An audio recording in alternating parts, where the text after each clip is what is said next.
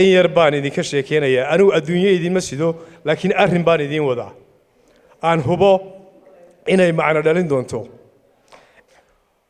anigoo ku hadlaya magaca guddida gaar ahaan qurba joogta wax kasta oo loo kaco oo la damco in la sameeyo waa lagu guulaysan karaa nimayow iyo hablayahow madashan markii la furayay khayrka qabta umaynaan furinun in raashin la ururiyo alxamdulilah walaalka afuri sanadkii saddexaad baynu maraynaa walaalaheenna abaartu hayso oon ogahay weliba inay magaaladu maanta ka baahi badan tahay ayaynu wax u qabannay laakiin waxaa ka muhiimsan oo muhiimadeeda hore ee aanu ururkan u samaynay ay ahayd inaanu dhalinyarada gacan qabanno ballanna waxaanu ku qaadaynaa haddii aad noo soo jeesataan oo aad wax nala qabataan oo aad ismuujisaan ood qaadhaanka bixisaan $5 kii aan haynin ma hayo 3 bilood baa anigoo arrinkaa kula noqon doono qurba joogta oo u heegan oon anigu kow ka ahay 3 biloodba guddidu inay dad soo saarto weliba aan aad iyo aad ugu sii xoojinayo ay soo liistayso oo la yidhaahdo qofka ilaahow mu noqdo inan baa dawaarro loo furaya waxaa ku fiican lacagteedaanu bixinaynaa haddaynaan lafaheenna innagu wax isku qaban oo aynaan runta isu sheegin qofku markuu muraayaddu eego isagaa is arkaa oo aanad arkin meeshaa taagan tahay xaggee baad hore uga sii socon kartaa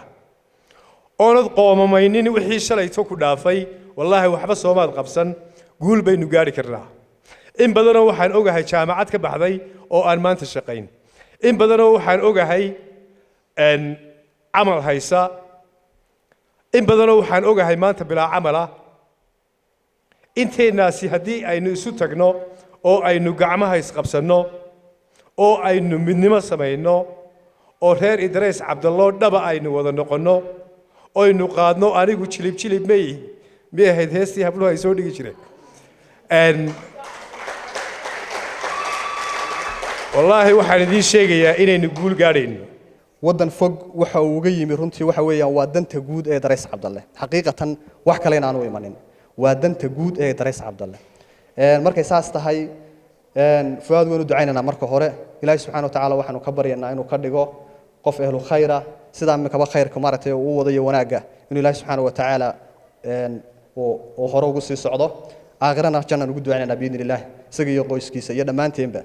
oo sidii aynu meesha u furanay aynu wax badan qabsanay haddii ay tahay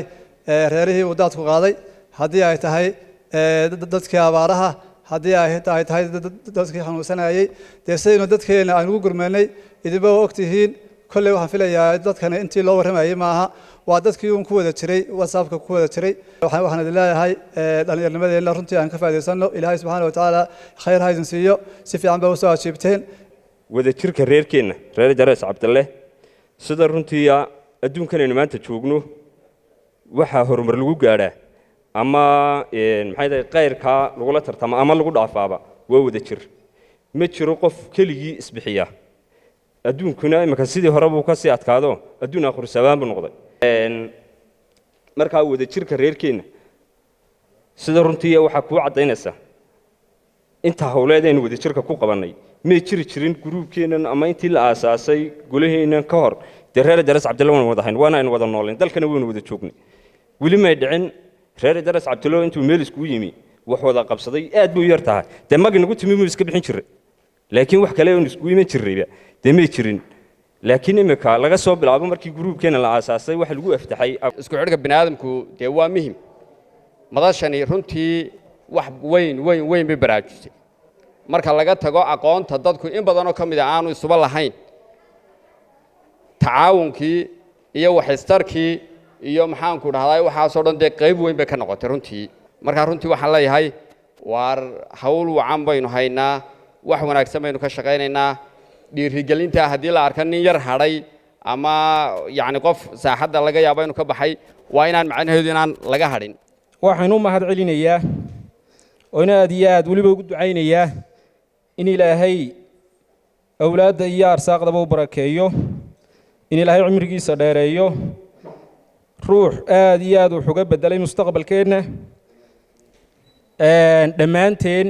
magaceenna waxa weeye ninkii iminka halkaa ila taagnaa fuaad xaaji cali aad iyo aad baan ninkaa ugu ducaynayaa in ilaahay cimriga u dheereeyo aad iyo aadna waan ugu mahad celinayaa mar labaad aan u mahad celiyo qurba joogteenna oo runtii aad iyo aad noqday dad mudakara oo muddooyinkii u dambeeyey howlo aan imika halkan lagu soo koobi karin oo kolley guddiduna inoo taataabatay intiina halkaa fadhida ayuunbaa reerka imika u odayaala sidaa ka lagu ogaado nin walba inuu qofku isku dayo hadduu miyi joogo iyo hadduu magaalo joogaba inuu u sameeyo shaqo abuur xataa haddaad wax kala samayn kari weydo inaad ilmaha yar ee maaragtay agtaada joogaa bareefta ku dartan wax baro adduunkana waad ogti maanta qof aqoon loo waxa dhigtay inbaa soconaya aqoon la'aan maanta waa indha la'aan bridge maanta wuxuu ka gudbay nin wax bartay oo runtii aqoon leh aqoontana waxa weeye waxay ka mid tahay waxyaabaha adduunka bedela wanaagga iyo horumarka laynoo sheegaya dadku inoo sheegayaan waa taa imika aynu bilownay oo aynu joogtayno taa imika aynu bilownay oo aynu joogtayno dhalinyartay darays anu waxaan doonayaa inay darays oo keliya hoggaamiyaan ma aha inay baha ismaaciil hoggaamiyaan inay habar yuunis hoggaamiyaan inay garxajis hoggaamiyaan inay somalilan hoggaamiyaan inay islaamka o dhan hoggaamiyaan rag iyo dumarba cid kastoo aad aragto dhallinyartooda hormood u ah oo wax ka beddesha innaga waxa maanta maxay hedayeen dee nasiib wanaag inoo ah inay odayaasheeni doonayaan inay wax inaga beddelaan rag iyo dumarba waan isku duubannahay qurba joog iyo qolqol joog iyo miyi joogba ilaahayna waxaynu ka baryaynaa dadkeenna miyiga in abaaraha uu ka soo jabiyo waxaa loo baahan yahay inaynu noqonno dad markaa mooralkoodu dhisan yahay oo aan halkii aynu shalay ka nimi dib u aynaan ugu noqon maadaama aynu halkaa gaadhnay taana waxaynu ugu mahadnaqaynaa marka koowaad ilaaha weynayna abuurtay marka labaadna fuaad cali maxamed waxaa loo baahan yahay inaan isbeddel dhaba samayno isbeddel dhaba oo yacni qof walowba adigu kala doonaya inaad tahay aad ogaato oo dhallinyarta bakaankeedii baa maqane dhallinyaro rag iyo dumarba innagu aynu israadsanno keenna aqoonta leh keenna caqliga leh ka diinta leh intaba isku xidhnaato ogaadana inaan cilmiga diinta iyo kamaadiga u baranno qofku tan hadduu ka dhisan yahay isagaa hoggaamiye ruuxiya noqonaya hoggaamiye dhab oo qalbiga ka tallaabsanaya isaga ayaa noqonaya dan waxaa loo baahan yahay qof walba aad u naftaada inaad soo dhisto tu diineed iyo tu maadiba kadib adaa reerkii hagi doona waxaa leeyahay daraysow isku xidhnaada waxaa leeyahay shan isku calooli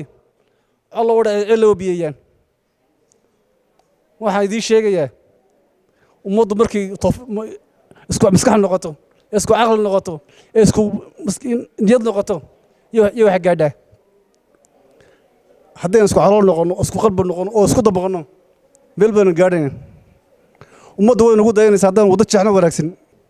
dadkan aynu siyaasadda kula loolamaynaa waa dad doqonkoodii iyo fariidkoodiiba ay saaqoonsadeen marka annaga waxaa nalooga baahan yahay reer walba doqon iyo fariid wuu leeyahay fariidkeennuna inuu doqonkeenna asturo doqonkeennuna fariidkeenna tixgeliyo si aynu meel u gaadhno dadku iminka waxay isku dhaafeen waa waxbarashada lagu kala hormaraa dadkeennuna waxay isaga badan yihiin dad baadiyaha ku nool bay isaga badan yihiin